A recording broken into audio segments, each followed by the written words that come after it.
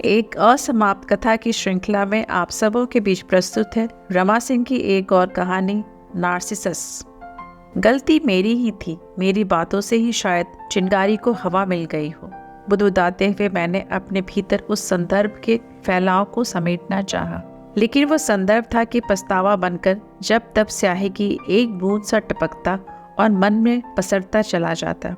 उस खास संदर्भ के एक सिरे को जो अनजाने ही मेरे अवचेतन में अटक गया था, पकड़कर मैं उसके दूसरे सिरे तक पहुंच जाना चाहती, ताकि अतीत के उस संयोग को पुराने स्वेटर से उनके गोले की तरह समेट किसी पिटारी में बंद कर हमेशा के लिए भूल जाऊं और उसी प्रयास में बंद हो जा सिमसिम की तरह मैं स्वागत बोलने लगती। नहीं, मेरी इसमें क्या गलती थी? यह आदत तो उनकी पहले से ही थी। मेरा वह सब कहना, नार्सिसस की कहानी उसे सुनाना महज एक हंसी मजाक की बात थी।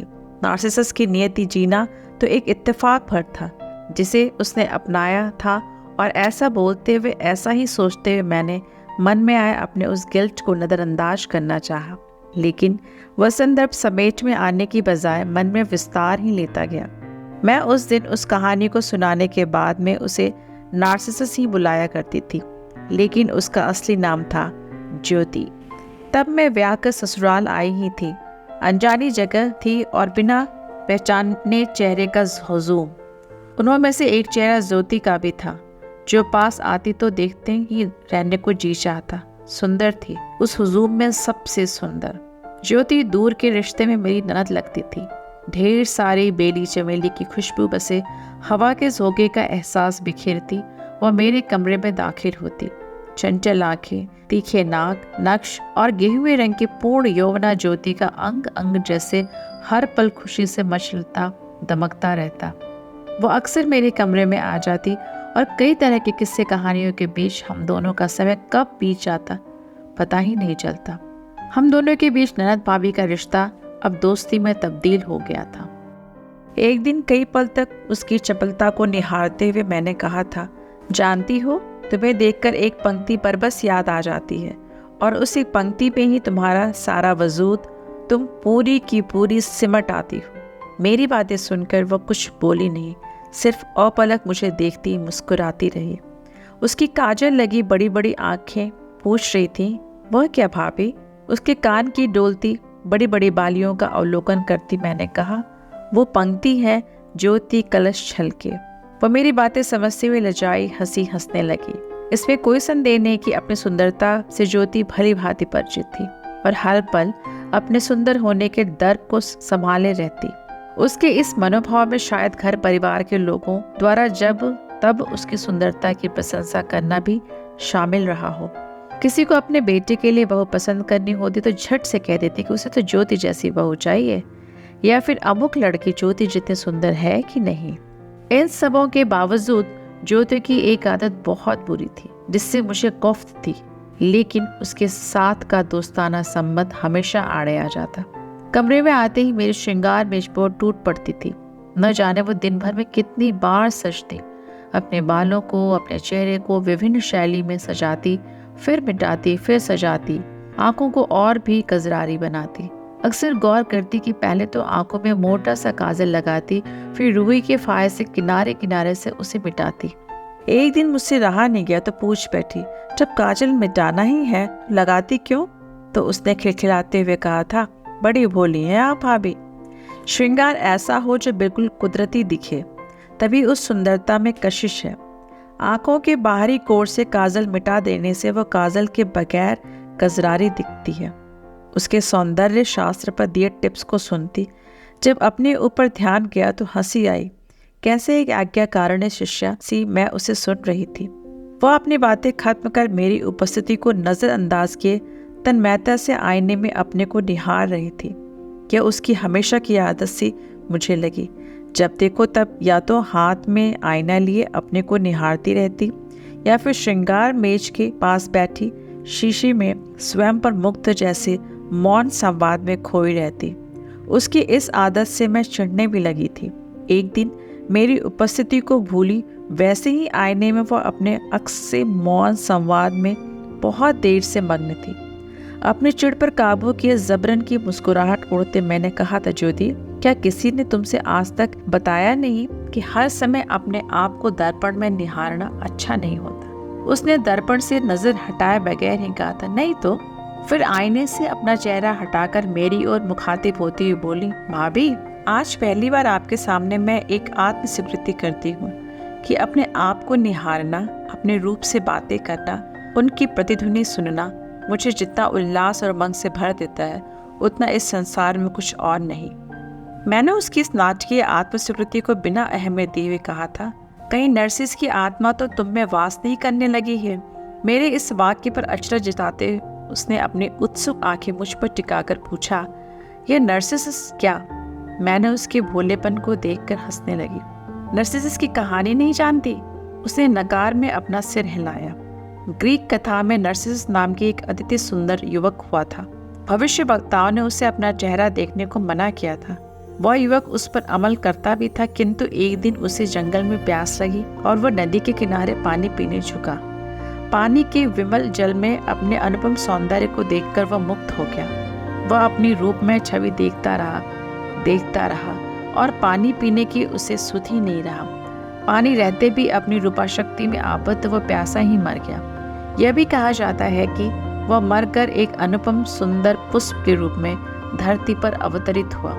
उस सफेद पीले रंग के अनुपम फूल को ही नर्सिस के नाम से ही जाना जाता है।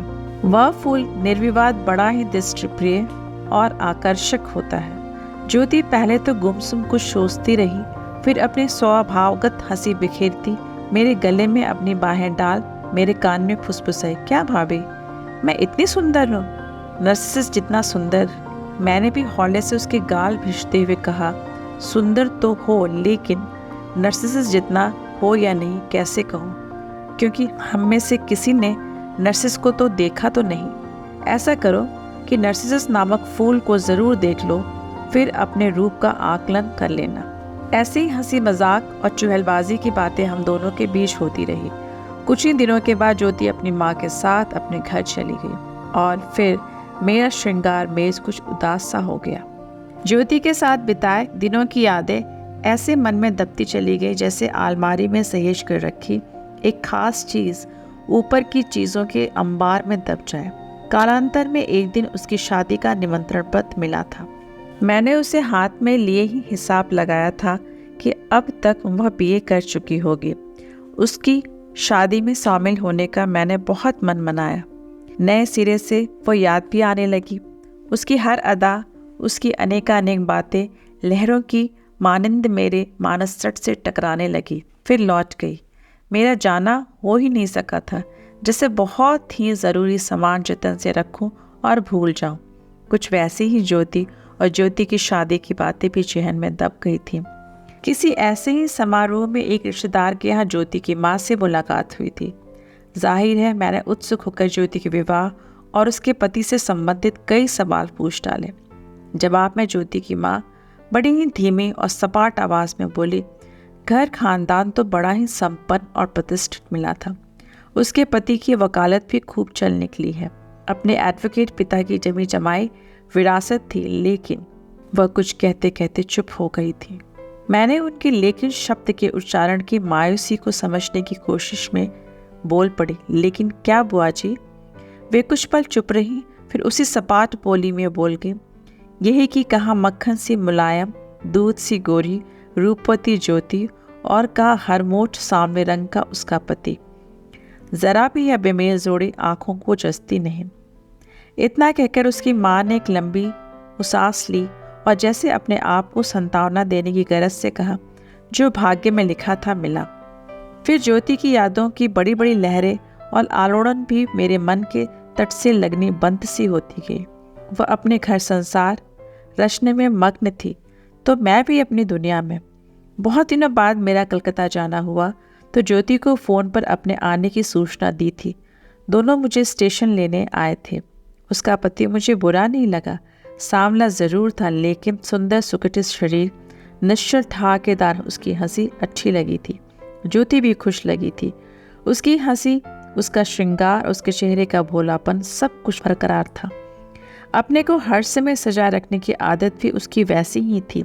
हाँ, जब तक रही उसे पहले की तरह आईने पर मंडराते मैंने नहीं देखा था। 2 बेटियों और एक बेटे की माँ वो कहीं से नहीं लग रही थी। दूसरे दिन हम लोग तैयार होकर विक्टोरिया मेमोरियल घूमने जा रहे थे। ज्योति की साड़ी की प्लेटें ठीक करते हुए जब मैंने उसके पति को देखा तो मजाक किया, एडवोकेट साहब से कोट छुड़वाकर ज्योति तुम अपनी साड़ी की प्लेटें बनवाती रहती हो क्या? तो वह चिर परिचित शर्मीली हंसी हंसने लगी थी। लेकिन उसके पति ने हंसते हुए कहा था, भाभी इतनी सुंदर बीवी के लिए कितने राजा महाराजाओं ने तो अपने तख्तोताज तक छोड़ दिया था। मैं तो महज कुछ घंटों के लिए कोर्ट कचहरी ही छोड़ता हूँ। उन्हें देखकर नदी का तट और लहरों पर सवार दोनों में सजे जलते दिए मुझे याद आए। लहरें चली आ रही हैं उमंग और खुशी का संदेश देने। फिर हम कुछ वर्षों तक खोए रहे अपनी अपनी आकांक्षाओं को साकार करने में। अब कभी ज्योति से होकर उसकी यादों की कोई लहर मुझ तक आती भी थी तो मेरे पास पहुंचने से पहले ही लुप्त हो जाती। शायद वैसे ही मैं भी उसकी यादों में नहीं आती होंगी, तभी तो उसने एक चिट्ठी लिखकर मुझे भी याद नहीं किया था। इधर उसकी तरफ से एक लहर समाद बनकर मुझ तक आई थी, मुझे छूने भी लगी थी। पहले तो सुना कि ज्योति बीमार रहने लगी है, फिर सुना कि कभी कभी वह अपना मानसिक संतुलन भी खो बैठती है। उसके बाद तो उसके पास से आती यादों की लहरें सैलाब बनती चली गई। उसके और उसके पति को लेकर कई तरह की कहानियां, अनेक किस्से सुनने को मिल रहे थे। एक कहानी ऐसी भी थी कि ज्योति की माँ ने अपनी आंखों के आंसू पोंछते हुए सुनाई थी। उसके भाई ने भी वह कहानी विश्वास के साथ बताई थी। इधर कुछ दिनों से एक औरत का फोन उसके पति के पास आने लगा था। उसका पति देर देर तक उससे बातें भी करता। जब कभी फ़ोन ज्योति उठाती तो उधर से वह औरत फ़ोन रख देती। शुरू में तो ज्योति ने ध्यान नहीं दिया था, लेकिन बाद में धीरे धीरे ज्योति को लगने लगा कि उसके पति की रुचि उसमें कम होती जा रही है। अब तो देर से वह घर भी लौटने लगा था। कुछ दिनों के बाद तो दोनों में झगड़े भी होने लगे थे। गुस्से से बौखलाकर ज्योति उस पर इल्ज़ाम लगाती कि ज़रूर उसने दूसरी औरत रख ली है, तभी घर में उसका जी ही नहीं टिकता है। अक्सर वह अपने पति से झगड़ते हुए कहती, ज़रा मैं भी तो देखूं कि जिसकी आरती उतार दे तुम जाते हो वह देवी भला है कैसी? क्या वह मुझसे भी सुंदर है? जैसे ही उसका पति उसे समझाता कि यह सब उसका वहम है, ऐसी कोई औरत उसकी ज़िंदगी में नहीं है, वह तो एक मुसीबत ज़दा उसकी मुकुल्ली है जिसके पति पर कत्ल का इल्ज़ाम है। उसी को समझाने बुझाने की इसकी बातें पूछने उसके पास वह जाया करता है, लेकिन उसकी सफाई ज्योति की नज़रों से उसके गुनहगार होने का ही सबूत देती। ऐसी बातें सुनकर वह घर में उठापटक करने लगी, उसकी शर्ट फाड़ देती। अब तो वकील साहब और भी ज्योति से दूर रहने की कोशिश करते। जितनी देर वे घर में रहते ज्योति ऐसे ही सिराहीन अनाप शनाप सवालात करती, गाली गलौज पर भी उतर जाती। बच्चे सहमे सहमे रहने लगे थे। वह उस औरत के भी चिथड़े चिथड़े कर देना चाहती थी। उसने उस औरत का नाम पता मालूम कर लिया था। एक दिन वकील साहब के कोर्ट जाते हैं उसने उस औरत के पास जाने की तैयारी शुरू कर दी। सबसे पहले तो उसने ब्यूटी पार्लर जाकर नक शिक अपने को सजाया, आधुनिक डिज़ाइन के बालपन करवाए, पिंक कलर की शिफॉन साड़ी जड़ाऊ सेट पहनकर जब तैयार हो आदमकद आईने में अपने को निहारा तो खुद बोल उठी, मुझसे ज़्यादा सुंदर और लावण्यमयी वह क्या कोई और औरत नहीं हो सकती। शंकित मन से आईने में अपने को देखकर वो आश्वस्त तो हुई, लेकिन कहीं वह 19 न पड़ जाए, इस आशंका के द्वंद्व में उलझी चली जा रही थी। बार बार पर्स से कागज का एक मुड़ा टुड़ा टुकड़ा निकालकर उसका पता देख ले रही थी। बालीगंज मोहल्ला, गली नंबर 26, मकान नंबर 15, नाम वीणा रानी। उसने जानबूझकर अपनी गाड़ी और ड्राइवर नहीं लेकर टैक्सी में ही उसके घर पहुंचना ठीक समझा था। जब ज्योति वीणा रानी के द्वार पर पहुंची तो एक औरत ने आकर दरवाज़ा खोला। वह एक अति साधारण रूप रंग की नाटी सी औरत थी। कपड़े भी उसने मामूली से पहन रखे थे। उसे घर की नौकरानी समझ रूप से वह बोली, आपकी मालकिन से कहो कि उसके वकील साहब की पत्नी उससे मिलने आई है। औरत ने सोफे पर पड़े बेतरतीब कपड़ों को हटाते हुए उसे आदरपूर्वक बिठाया और कहा, आप किस मालकिन की बात कर रही हैं? ज्योति अपने रूम में सोफे पर बैठते हुए बोली, मैं वीणा रानी से मिलने आई हूँ।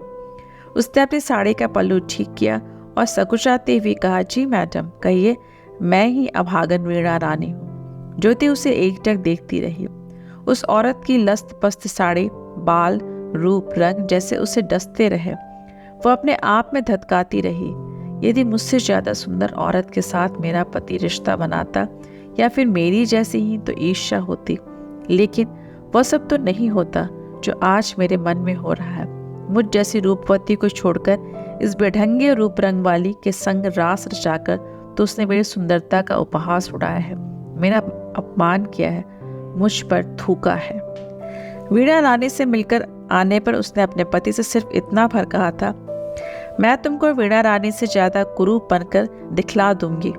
उस दिन के बाद से तो उसकी काया पलट ही हो गई थी, जैसे अब वह पहले वाली ज्योति रह ही नहीं की। पता नहीं ज्योति के मन में किस तार को झंझनाकर तोड़ दिया था। उस दिन के वाक़े ने तो उसका शरीर और मन सब कुछ असंतुलित हो गया। अपने पति से कुछ भी शिकवा शिकायत करना अब उसने छोड़ दिया था।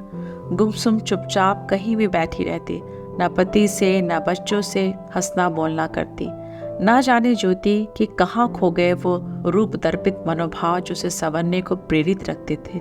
खास करके आईना देखकर तो वो ऐसा भयभीत हो जाती, इतना घबरा जाती कि उसका सहज होना मुश्किल हो जाता। जैसे अब तक जिस दर्पण में अपने को देखा करती थी वह दरक गया था। उसकी किरचों में बिखरा रूप उसे ही डरा जाता था। धीरे धीरे उसमें असामान्य मन स्थिति के लक्षण प्रकट होने लगे थे। वकील साहब कोर्ट कचहरी के अपने काम से लापरवाह रात दिन ज्योति की देखभाल में लगे रहते, लेकिन वकील साहब को अपने आसपास वह देखना ही नहीं चाहती थी। उनके पास रहते वह अशांत बनी रहती। शुरू में तो मनोचिकित्सक के पास वह जाती भी थी, बाद में तो ऐसा हट पकड़ लेती कि डॉक्टर के पास उसे ले जाना संभव नहीं होता। डॉक्टरों का कहना था कि किसी घटना ने इनके दिमाग पर इतना असर किया है कि ये डीप डिप्रेशन की शिकार हो गई। इस स्थिति से उबरना भी नहीं चाहती और न ही वर्तमान से बिल्कुल कटना चाहती है। स्वस्थ होने की इच्छा शक्ति ही इनमें नहीं है, तभी तो दवा नहीं खाती हैं। डॉक्टरों के पास जाने से बात से आक्रामक होती हैं। मैं अब की जब कलकत्ता गई थी तो ज्योति से मिलने उसके घर गई। मुझे देखकर उसने पहचानना तो सही, लेकिन बिना चेहरे पर मुस्कान या फिर कोई अपनत्व का भाव लाए बड़े ही सपाट शब्दों में कहा, आइए भाभी। मैं उसकी पास की कुर्सी पर बैठ गई। उसके बाद उसने न कुछ पूछा न ही कुछ बतलाया। अभी अभी उसके चेहरे पर पहचान के जो भाव उभरे थे वे भी तिरोहित हो गए। पलंग पर लेटी मुझसे बिल्कुल ही अजनबी बनी वो एकटक छत निहारती रही। उसका उजड़ा रूप रंग देखकर दुख हुआ था। स्वास्थ्य पहले से गिर गया था। मैं उसके पास सरक गई, उसकी हथेली को अपने दोनों हाथों के बीच दबाए रही। उसने ना तो अपनी हथेली छुड़ाने की कोशिश की, न ही पलटकर मुझे देखा, नितांत प्रतिक्रियाहीन। अब मैं उसके हाथ सहला रही थी। ये उसके हाथ थे जो कितने मुलायम, कितने गोरे हुआ करते थे, आज सूखे और खुरदरे लगे। उसकी हथेलियां पसीने से भीग गई। उसने अब पलटकर मुझे देखा। उसकी आंखें नम होने को आई और फिर सूख गई, जैसे जेठ की बदली को पछिया हवा उड़ाकर आकाश को सूना कर देती हो। ज्योति पिघलते पिघलते जैसे जम गई। मैंने फिर एक कोशिश की, उसके बालों में उंगलियां फिराने लगी, लेकिन आंखों की नमी और चेहरे की आर्द्रता वापस नहीं आई। उसके गीले हाथ वैसे ही निर्जीव से मेरी हथेलियों में पड़े रहे। घर के कीमती सामान नौकर चोरी करके भाग गया था। कभी बर्तन चौका के लिए दाई रहती, कभी नहीं। बच्चे आसपास नजर नहीं आए। बाहर झाँक कर देखा तो बच्चे थाली में डेगची से खिचड़ी निकाल कर खा रहे थे। कुछ जमीन पर गिरे थे, कुछ डेगची के चारों तरफ पसर गए थे। बेटियों के फ्रॉक में एक भी बटन नहीं, बिना कंघी के उनके उलझे बाल। घर, पलंग, कुर्सी इतने गंदे, इतने धूल सन्ने की समझ में नहीं आया था कि कहाँ बैठा जाए। कितने तरह की लहरें थीं जो मेरे मन में पछाड़ खा रही थी। कभी ज्योति, कभी वकील साहब, तो कभी बच्चे। मन में उमर घुमड़ रहे थे। कितने सुकुमार और सुंदर ज्योति के बच्चे थे और कैसे अनाथ संतान से परवरिश पा रहे हैं। मेरा जी चाह के उठकर सब कुछ सिलसिलेवार कर दूं, कम से कम ढंग से थाली में बच्चों के लिए खाना ही लगा दूं, लेकिन मुझसे कुछ नहीं किया गया, जैसे मेरी कुछ भी करने की शक्ति शेष नहीं बची थी। उस दिन वकील साहब कोर्ट से जल्दी ही आ गए थे। उनकी ठहकेदार हंसी की याद आई, लेकिन जैसे अपने ठहाके को किसी पिटारे में बंद कर वो चाबी भूल गए थे। शरीर से भी थकी थकी और दुर्बल लगे। मुझसे मिले तो बड़ी मुश्किल से एक औपचारिक मुस्कान उभर आई। कहने लगे, हमारी मैडम से मिली? फिर उनके चेहरे पर एक आशा, एक जिज्ञासा उभरी। आपको पहचाना उन्होंने? मैंने सकारात्मक लहजे में सर भर हिलाया, बोली कुछ नहीं। कुछ पल चुप रहने के बाद वे बोले, भाभी जी, सारा कुछ तो खत्म हो गया है। प्रैक्टिस भी नहीं के बराबर ही करता हूँ, कहीं चित्त स्थिर ही नहीं रहता। बच्चों की हालत वो आप देख रही हैं। ज्योति यदि चाहे तो सब कुछ पहले जैसा हो सकता है, लेकिन पता नहीं मुझ निरपराध को किस बात की सजा दे रही है। उसने हम सभी के जीवन को नरक करने की ठान ली है। वही हट उसे डिप्रेशन से बाहर निकलने नहीं दे रहा है। जो भी ज्योति ने कहा, मैं आंखें मूंदे करता रहा, वो स्वस्थ हो जाए। एक बार तो अचानक कई दिनों से जिद कर रही थी कि उसे दिल्ली ले जाऊं, क्योंकि उसे देश के प्रधानमंत्री से मिलना है। घर के सामानों की तोड़फोड़ मचाने लगी। मेरे तो कुछ समझ में नहीं आ रहा था कि उसे कैसे समझाऊं। अंत में एक दिन उसने कहा कि यदि उसे दिल्ली नहीं ले जा गया तो छत से कूदकर जान दे देगी, और सच में उसने ऐसा प्रयत्न भी किया था। छत पर चढ़कर वहाँ से कूदने के लिए तैयार हो गई तो हार तार कर उसे लेकर मैं दिल्ली गया। वहाँ अपनी सारी बातें लिखकर मैंने प्रधानमंत्री से मिलने की इजाज़त मांगी। उन्होंने सुबह के 8 बजे मिलने का समय दिया। ज्योति जब उनसे मिलने पहुंची तो बिल्कुल सामान्य बनी एक फरियादी की तरह जिद करने लगी। आप इस देश के प्रधानमंत्री हैं, देश के सबसे ऊंचे पद पर आसीन व्यक्ति, मुझे न्याय चाहिए। उन्होंने इसकी बातें सुनते हुए आश्वस्त किया, हाँ हाँ कहिए, बेझिझक कहिए, मैं आपको न्याय दिलाने की कोशिश करूँगा। उनकी बातें सुनने के बाद ज्योति बोली, मैं बहुत सुंदर थी, शायद आपने मेरे जितनी सुंदर औरत नहीं देखी होगी। मुझे मेरी भाभी नार्सिस कहा करती थी। आपने नार्सिस नाम का फूल देखा है? फूल जो बहुत सुंदर होता है, मनमोहक श्वेत पीत वर्णी व सुकोमल फूल की तरह के ताज से अलंकृत होता है। आप ही बताइए, जिसके पास नार्सिस जैसा आदित्य फूल हो, वो क्या किसी जंगली झाड़ी में खिलने वाले रूप गंधहीन जलकुंभी फूल से अपने घर को सजाना चाहेगा? मेरे पति ने यही किया है। मेरे होते इसने एक बेहद मामूली कुरूप औरत को प्यार किया, उसे मेरे स्थान पर अपने घर लाना चाहा। इसने मेरा घोर अपमान किया है। इसने तो मेरी बैसाखी ही छीन ली। इसने तो उस पेड़ को ही काट गिराया जिसे अवलंबन के चारों तरफ मैं लता की तरफ लिपटी रहती थी। इसे सजा दीजिए, मुझे न्याय दीजिए। प्रधानमंत्री ज्योति की मानसिक हालत से पहले ही अवगत करा दिया गया था। उन्होंने इस किस्म की पहली एक अपने अलग ढंग की फरियाद सुनी थी। उन्होंने ज्योति को यह कहते विदा किया कि उसे न्याय अवश्य मिलेगा। दिल्ली से आने पर वह रोज ही डाकिये का इंतजार करती कि उसके पति के लिए सजा का कोई फरमान आया कि नहीं। फिर निराश होकर कुछ दिनों तक आक्रामक रही, चीखती चिल्लाती, मुझसे कहती, तुम्हें तो सजा मैं दूंगी, मैं जिंदा लाश बनकर तुम्हारे घर में बनी रहूंगी। नर्सिस फूल नहीं, एक विशैला कैक्टस बनकर, जिसे न तो तुम अपना सकते हो और न ही फेंक सकते हो। यही मेरी प्रतिशोध होगा। अपनी बातें खत्म कर वकील साहब अपने आप में खोए गुमसुम बैठे रहे। मौसम बदले, ऋतुएं आती जाती रहीं और इस तरह से वर्षों बीत गए। ज्योति और ज्योति के घर परिवार की यादें मन में दबती चली गई। तभी एक दिन सफेद बालों में वकील साहब को अचानक पटना में अपने घर के द्वार पर खड़ा देखा। जल्द में मैं पहचान भी नहीं पाई, और जब तक पहचानती तो मन हिलोर मारने लगा। सब कुछ बस कल का बीता लगने लगा। 2 दिनों तक हम लोग साथ रहे। जब उन्होंने बतलाया कि अपनी बेटी की शादी के सिलसिले में आए हैं तो अकचा गई। दिन खुशी के हो या संताप के, मुट्ठी में बंद बालू की रेत सरीखे फिसलते ही चले जाते हैं। भरी भूरी ज्योति की गोदी में सिमटी उसकी मेमनी सी बेटी बड़ी हो गई है कि एमए कर चुकी और उसके लिए योग्य वर की तलाश चल रही है। वकील साहब के चेहरे पर इसी उम्र में इतनी छुरियां दिखने लगी जैसे किसी ने जीवन की उदासी और अकेलेपन को बड़ी बारीकी से उनके चेहरे पर अंकित कर दिया हो। सांवले सलोने वकील साहब श्वेत केस में चमाकर काले लगने लगे थे। बहुत दिनों बाद मिलना हो रहा था, सो हम लोग ही नहीं, वह भी बहुत खुश थे। उन्होंने बताया कि ज्योति की मानसिक हालत से निराश होकर बच्चों को हॉस्टल पर डाल दिया, खुद ही घर बाहर के काम देखने लगे। ज्योति घर में अकेली रह जाती थी, सो नौकर रखने में भी खतरा महसूस होता। बस एक बूढ़ी आया थी जो ज्योति की देखभाल करती थी। सगे संबंधियों से दरकिनार हो गए, बड़े जतन से बच्चों को पाला, उसमें उनका आत्मविश्वास लौटाया है।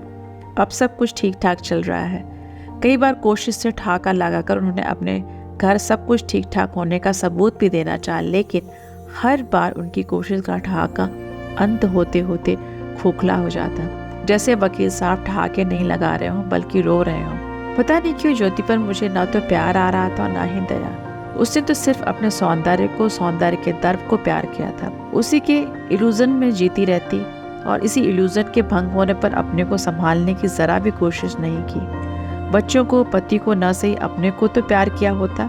वह तो पानी में चांद की परछाई देख उसे ही चांद समझ बैठी रही। ज्योति की बेटी की शादी में मैं कुछ दिन पहले ही चली गई थी। मुझे देखते ही दौड़कर उसकी बेटी आई और मेरे गले लग गई। हूबहू अपनी माँ पर गई थी। इस उम्र के आसपास की रही होगी ज्योति जब मैं पहली बार उससे मिली थी।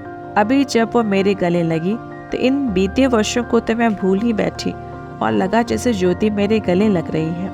ज्योति से मिलने उसके कमरे में गई तो उसे यूं ही अचानक ऐसे रूप में देखकर चौंकते चौंकते संभली। पहले तो मैं उसके इस रूप की कल्पना नहीं कर पाई थी। लगा जैसे ज्योति को नहीं उसके कंकाल को देख रही हूँ, जैसे किसी जलते फर्नेस में डालकर उसे बाहर निकाला गया हो। मैं उसके पलंग के सामने वाले पलंग पर बैठी एक चक उसे निहार रही थी। मेरा रोम रोम सिहर उठा। कलश से वो ज्योति छलका करती थी कहाँ गई। ज्योति की बेटी उससे सटी बड़े प्यार से माँ को कह रही, माँ आप इस भाभी की शादी में गई थी ना, आप इन्हें बहुत प्यार करती थी ना, देखिए वही आपकी भाभी आपसे मिलने आई हैं। वह पैर लटकाए पलंग पर बैठी थी मगर आंखें नीची किए। देह में जैसे जान ही नहीं हो, सूखकर हड्डियों का ढांचा हो गई थी। अजंता शैली में बांधे जाने वाले बाल उलझ टूट कर भित्ते भर के रह गए थे, जिन्हें समेटकर बांध दिया गया था। ठुड्डी के पास उसके कुछ बाल निकल आए थे जो चेहरे को और भयानक बना रहे थे। बेटी की बातें सुनकर ज्योति ने अपनी आंखें तो ऊपर नहीं उठाई, लेकिन होठों पर हल्की मुस्कुराहट आई, जैसे अतीत मन में झांक रहा हो। कुछ ही पल में वो मुस्कुराहट ठहरी, फिर लुप्त हो गई। ज्योति के बच्चे मुझसे पूछ रहे थे, आप तो माँ को बहुत पहले से जानती हो, आप ऐसी क्यों हो गई? मैं गुमसुम बनी उन अनगिनत लहरों की पछाड़ सुनती रही जो ज्योति के बच्चे उसके पति से टकरा टकरा कर लौट रही थी। हर बार ये लहरें अपने साथ तट तक किनारा बहा ले जाती। मेरे पास उन बच्चों के प्रश्नों के जवाब थे भी और नहीं। एक रूप गर्विता अपने छवि को कैद होकर जड़ हो जाए, उसका भला कोई क्या कारण बता सकता है? अपने मन की न जाने किस गहर में वो कैद है कि बाहर निकल पाना उसके लिए मुमकिन नहीं। वकील साहब कोर्ट से आकर सीधे ज्योति के कमरे में जाते, कुछ देर वहां बैठते, उसे एक अबोध और जिद्दी शिशु की तरह अपना स्पर्श देते, फिर बाहर आते। ज्योति के बच्चों ने बतलाया था कि कभी कभी बीच रात से सबों के सो जाने पर माँ गीत की कोई पंक्ति गुनगुनाती है। माँ का स्वर बड़ा ही मधुर है, लेकिन थोड़ी देर बाद फिर चुप हो जाती है। यह सब सुनकर मेरा जी चाहता ज्योति को झकझोर कर जगाऊं कि उसके बच्चे, उसका पति उसे कितना चाहते हैं। उसके द्वारा किसी एक शब्द के उच्चारण की आस में टिकटिकी लगाए रहते हैं और सबों को विसराकर वह कहाँ खोई है, क्या ढूंढ रही है अपने जीवन में। ज्योति पूरे विवाह समारोह में वैसे ही मौन साधे अलग थलग रही। जाती बेला बेटी गले लगाकर रो रही थी और वह निर्विकार आकाश देख रही थी। जब मेरे गले लगी तो मैंने उससे कहना चाहा कि दर्प के शीशे में अपने को कभी नहीं निहारना, नहीं तो तन रूपी ब्रह्मकूप में ऐसे डूब जाओगी कि खुद को भी पता नहीं होगा। लेकिन मुझसे कुछ बोला नहीं गया। सारी सोच, सारी संवेदना मेरी आंसुओं की धार में बह गई और लगा जैसे ज्योति की बेटी को नहीं, ज्योति को वो सब कहकर विदा दे रही हूँ, जिसे बचपन से लेकर जवानी तक किसी ने शायद यह सब कहकर सावधान नहीं किया था। आती वेला मैंने वकील साहब से पूछना चाहा था कि क्या किसी अन्य स्त्री के रिश्ता बनकर अपने जीवन को नए सिरे से संवारने का उनका मन नहीं किया।